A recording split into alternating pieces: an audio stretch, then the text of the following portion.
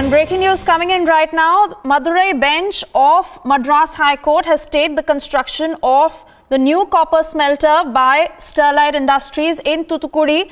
The Madras High Court Madurai bench has banned the expansion of Sterlite plant in Tuticorin, although we are getting to understand that the current manufacturing plant will still stay as it is, which is of course shut since the last few days because it is yet to obtain clearance from the Tamil Nadu Pollution Control Board.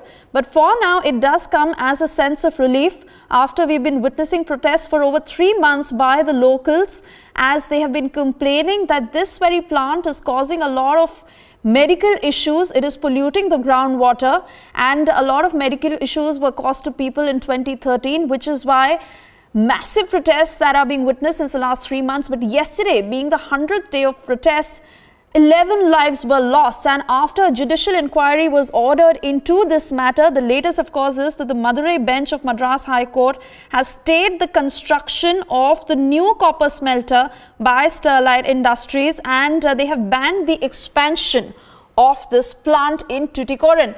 Pooja Prasanna, our South Bureau Chief, with us on the phone line. Pooja, does this come as a sense of relief because the expansion has been banned, but of course the fact still remains that the current plant at Tuticorin is still to remain. It is shut for now, but it is still to remain.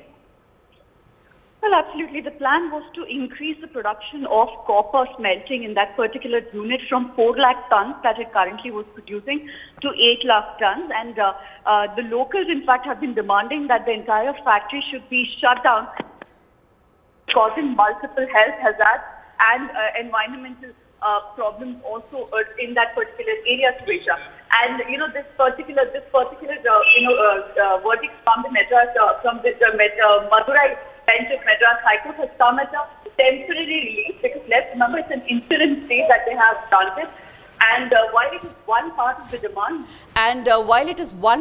demand, the rest of the demand by the locals to shut the entire unit is yet to be looked at, and that decision will of course lie with the state government, because their demand is that multiple environmental violations, like even changing the course of a river because of dumping of the residue, which is causing floods to people, and also pollution of the underground water along with air pollution because of the short height of the chimney. All of these things have been taking place for a long time.